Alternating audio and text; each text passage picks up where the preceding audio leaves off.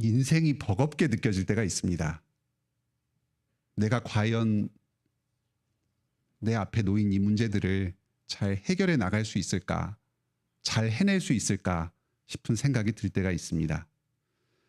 주일에 예배에서 말씀을 들어도 좀처럼 확신이 잘 안 생깁니다.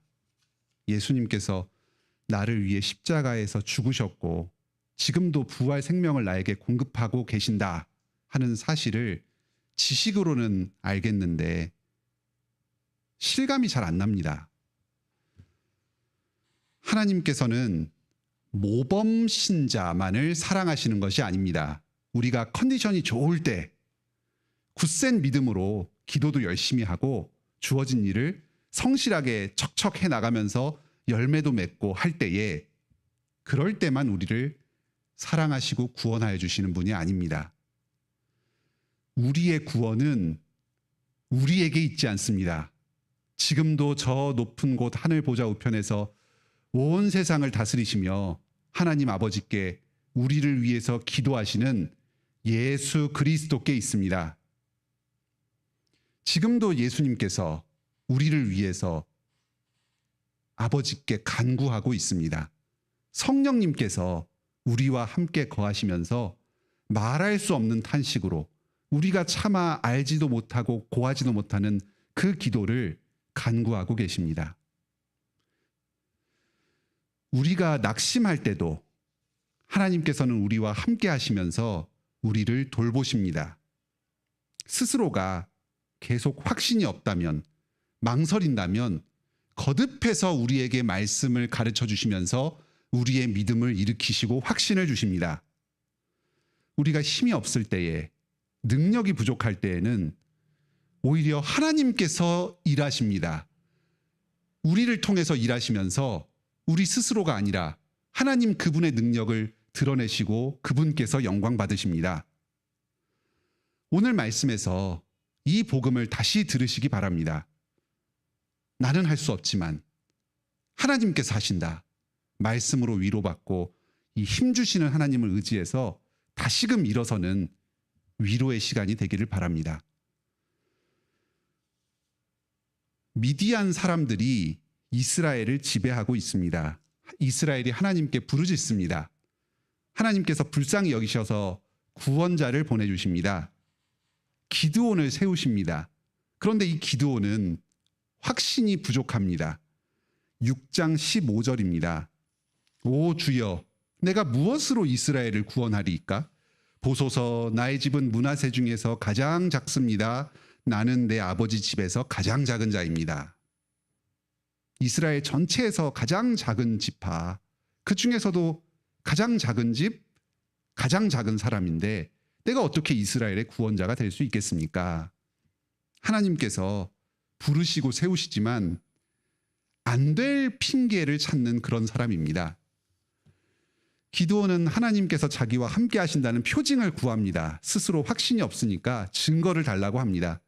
첫 번째 표징으로 하나님께서 무교병을 바위 위에 놓으시고 고기로 만든 국을 국자에 떠서 그 위에 뿌리게 합니다.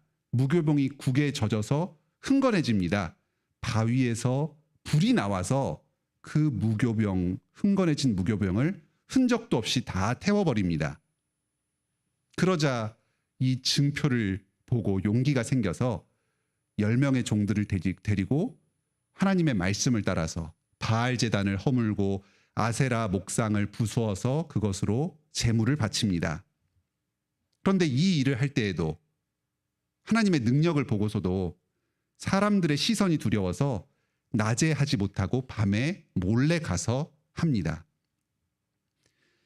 미디안과 전쟁을 본격적으로 수행하려고 할 때에는 기드온이 또다시 표징을 구합니다.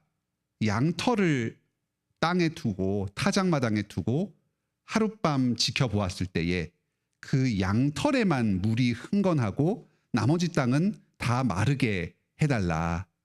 하나님께서 이 간구를 들으시고 표징을 그대로 주십니다. 그것으로 모자라서 반대로 이번에는 땅이 흥건하고 양털만 건조하게 해달라. 그러면 확실히 하나님이신 줄 알겠다. 구합니다. 하나님께서는 이번에도 표징을 구합니다. 우리 같으면 우리의 자녀가 이런 식으로 확신을 주세요. 나를 사랑하고 나를 함께한다는 믿음을 주세요. 증거를 주세요. 하면은 한 번 정도 보여주고 두 번 정도 보여주고 나서는 세 번째 구하면은 어떻게 사람을 못 믿냐 하면서 짜증을 낼 텐데 하나님께서는 싫은 기색 없이 계속해서 이렇게도 하시고 반대로도 하시고 하면서 기드온의 믿음을 일으키십니다. 기드온은 전쟁을 수행하는 과정 중에도 확신하지 못합니다. 네 번째 표징으로 하나님께서 한밤중에 기드온과 동료를 적군에게로 내려가서 그 적군들이 자기들끼리 하는 이야기를 엿듣도록 하십니다. 기드온의 칼에 미디안을 넘겨주신 게 분명하다 하고 꿈을 풀이하는 이야기를 듣게 하시면서 그 적군들이 동요하고 있다는 사실을 알게 하십니다. 그러자 기드온은 확신을 가지고 적군들에게 담대하게 나아갑니다. 기드온의 이런 모습은, 이런 불안해하고 계속해서 뭔가 붙잡을 것을 구하는 이 모습은 우리가 흔히 아는 그 영웅들의 모습과는 상반됩니다. 영화 속의 영웅은 항상 용감하고 당당하고 확신에 가득 차 있습니다. 하지만 기드온은 망설입니다. 두려워합니다. 계속해서 무언가 붙들 것을 구하고 확실한 증거를 구합니다. 하나님께서는 이런 기드온을 오래 참으십니다. 계속해서 표징을 주시면서 납득할 때까지, 이해할 때까지, 깨달을 때까지 계속해서 거듭 증거를 주십니다. 히브리서 11장에서는 이런 기드온인데, 이런 망설이고 주저하는 기드온인데 이 기드온의 믿음을 영웅이다 하면서 칭찬합니다. 참으로 믿음의 사람이다 합니다. 그의 믿음은 흔들렸습니다. 용기가 부족했습니다. 망설였습니다. 하지만 그는 끝까지 하나님을 믿었습니다. 도망가지 않았습니다. 답을 달라고 하나님께 붙잡았습니다. 항상 용감하고 씩씩하고 굳세고 뭐든지 척척 다 잘해내는 그런 게 믿음이 아닙니다. 회의할 때도, 망설일 때도, 흔들릴 때도 끝까지 하나님을 붙잡고 씨름하는 것, 그것이 믿음입니다. 기드온 때에는 하나님께서 여러 다양한 방식으로 표징을 주셨습니다. 솜털을 젖게도 하시고 불을 나와서 무교병을 태우기도 하셨습니다. 하지만 오늘날에는 말씀으로 증거를 주십니다. 우리에게 확신이 부족할 때에 지식으로는 알겠지만 마음으로 깨달아지지 않을 때 포기하지 마시기 바랍니다. 결코 물러서지 마시기 바랍니다. 하나님께서 여러분을 포기하지 않으십니다. 나는 포기하고 싶을 때에도 하나님께서 포기하지 않으십니다. 믿음을 달라고, 확신을 달라고 거듭해서 계속해서 구하시기 바랍니다. 이번 주 예배에 참석해서 성례도 보고 말씀을 들었는데도 믿어지지 않는다면 다시 깨닫게 해달라고 구하시기 바랍니다. 굳건한 것만 믿음이 아닙니다. 항상 흔들리지 않는 것만 믿음이 아닙니다. 흔들릴 때에도 하나님께 매달리는 그것이 믿음입니다. 우리가 확신을 달라고 간절히 매달릴 때에 하나님께서는 오래 참으시면서 사랑으로 계속해서 반복해서 우리에게 말씀을 가르쳐 주십니다. 성례를 보여주십니다. 알아들을 때까지 계속해서 가르쳐 주십니다. 예배를 통해서, 성례를 통해서 끊임없이 매주마다 인내하시면서 나를 가르치십니다.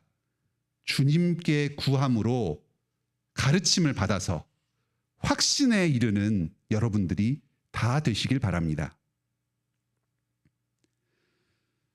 지금까지 하나님께서는 우리의 연약함을 인내하시면서 거듭해서 확신시켜 주신다는 말씀을 들었습니다. 두 번째로 하나님께서 우리의 연약함 가운데 일하시면서 높임 받으신다 하는 말씀을 듣겠습니다. 기드온은 미디안과 전쟁에 나섭니다. 군대를 모으니 32,000명의 많은 군인들이 모였습니다. 인간적으로 볼 때는 참 잘된 일입니다. 이 군대를 가지고 미디안과 한판 승부를 벌일 수가 있게 되었습니다. 그런데 하나님께서는 말씀하십니다. 너무 많다. 이대로는 너희에게 승리를 주지 않겠다. 너희가 스스로의 힘으로 승리를 거두었다고 자랑할까 합니다. 그때부터 하나님께서는 여러 차례 군대를 줄여나가십니다. 수를 계속 줄이십니다. 전쟁이 두려운 자는 돌아가라 이렇게 말하게 합니다. 22,000명이 돌아가고 10,000명이 남았습니다. 이것도 많으니까 다시 줄이십니다. 물을 강가에서 먹게 해서 무릎을 꿇고 엎드려서 물에 입을 대고 마시는 사람은 돌려보내고 무릎을 꿇지 않고 손으로 물을 떠서 입으로 핥아먹는 사람은 남기십니다. 그래서 결국 300명만 남았습니다.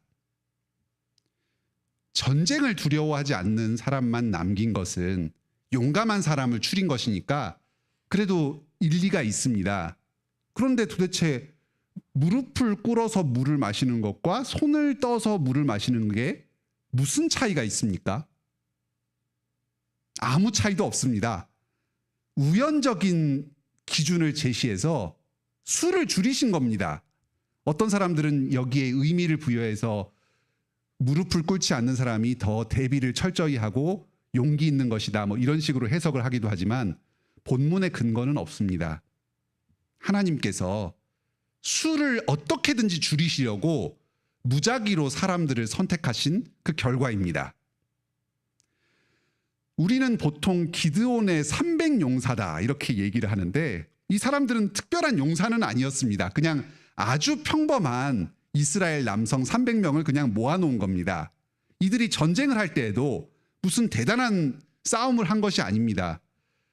일부러 그런 평범한 사람들을 모아서 밤중에 나팔을 들고 항아리 속에 불을 숨겼다가 기습을 해서 나팔을 불면서 불을 갑자기 드러내 보여서 미디안 사람들이 깜짝 놀라도록 정신이 없게 만드는 그런 일만 했습니다. 하나님께서 그 정신없는 가운데에 미디안의 진중을 어지럽히셔서 이 사람들이 스스로가 자기들을 죽이기 시작했습니다. 이스라엘 백성들은 스스로의 참 자멸 행위의 마지막에 뒤처리를 하는 일만 했을 뿐입니다. 기드온과 이스라엘 군대는 참 연약한 자들이었습니다. 일부러 하나님께서 군대를 연약하게 만드셨습니다. 32,000에서 300으로 줄이셨습니다. 하지만 이들의 연약함은 전쟁을 수행하는 과정에서 조금도 흠이 되지 못했습니다. 오히려 하나님께서 그들을 더 약하게 하시면서 그 사람의 연약함 가운데서 하나님의 능력을 드러내셨습니다. 고린도후서 12장에서는 사도 바울이 육체에 큰 가시가 있었습니다. 이것이 무엇인지는 정확하게 밝혀져 있지는 않습니다. 간질병인 것 같다. 다리를 절뚝거렸던 것 같다. 아니면 바울 사도가 말이 많이 어눌했는데 이것이 육체의 가시다. 다양한 추측들이 있습니다. 하지만 분명한 것은 이것이 사단의 사자다 할 정도로 바울 사도가 사도의 직무를 수행하는데 아주 결정적인 장애가 되었던 무언가입니다. 인간적인 눈으로 보았을 때 사도 바울은 사도의 직무를 수행하기에 전혀 적절한 사람이 아니었습니다. 육체의 가시를 짊어지고 있는 그런 사람이었습니다. 사람들이 고개를 절레절레 절고 저 사람이 하는 이야기를 도무지 믿지 못하겠다고 할 만한 그러한 무언가가 있었습니다. 본인도 이 가시를 없애달라고 수차례 하나님께 간절히 기도드렸습니다. 하지만 하나님은 그 바울의 기도를 듣지 않으셨습니다. 이렇게 말씀하십니다. 고린도후서 12장 9절입니다. 나의 은혜가 너에게 족하다. 이는 나의 능력이 약한 데서 온전하여짐이라. 그러므로 도리어 크게 기뻐함으로 나의 여러 약한 것들에 대하여 자랑하리니 이는 그리스도의 능력이 내게 머물게 하려 함이라. 아멘. 예수님께서 나를 대신해서 나보다 더 약한 분이 되셨습니다. 지금 내가 약하다고 생각하는 무언가가 있지만 예수님이 그보다 더 약해지셨습니다. 나의 약함을 대신 짊어지고 내가 약해서 받을 그 모욕과 수치 예수님께서 먼저 다 받으셨습니다. 죽임까지 당하셨습니다. 그리고 그 모든 죄와 사망의 권세를 이기시고 사흘 만에 부활하셨습니다. 승리하셨습니다. 그러니까 이제 더 이상 나의 약함은 이 세상에서 비방거리, 저주거리가 되지 못합니다. 하나님의 선하신 뜻으로 주신 것이고 은혜의 통로가 됩니다. 우리가 그리스도를 의지할 때에 나의 약함을 통해서 하나님의 능력이 드러나고 영광 받으십니다. 나의 약함에 낙심하지 마시기 바랍니다. 나의 약함은 하나님의 은혜입니다. 기드온의 300 군사들을 통해서 그 연약한 군대를 통해서 하나님께서 영광 받으셨듯이 사도 바울의 연약함을 통해서 오직 그리스도가 높아졌듯이 나의 약함을 통해 하나님께서 일하시고 주님의 이름이 높아집니다. 나의 약함을 바라보며 낙심하기보다는 하나님의 일하심을 바라보면서 하나님께 영광 돌리는 도구로 쓰임받는 여러분들이 다 되시길 바랍니다. 말씀을 맺겠습니다. 우리는 연약합니다. 하지만 그 연약함 가운데 결코 낙심하지 않습니다. 첫째로 하나님께서 우리의 연약함을 인내하시면서 말씀을 계속해서 가르치시면서 확신으로 인도하시기 때문에 낙심하지 않습니다. 둘째로 하나님께서는 우리의 연약함 가운데서 일하시면서 주님께서 친히 영광 받으시기에 그러기에 우리는 우리의 연약함에 낙심하지 않습니다. 믿음이 흔들릴 때, 나의 약함에 위축될 때에 결코 좌절하지 맙시다. 그리스도께로 피합시다. 그리스도께 간절히 매달립시다. 하나님께서 나의 약함을 통해서 지금도 영광 받으십니다. 약함 가운데 그리스도를 의지하여 하나님의 승리에 동참하는 여러분 다 되시길 바랍니다.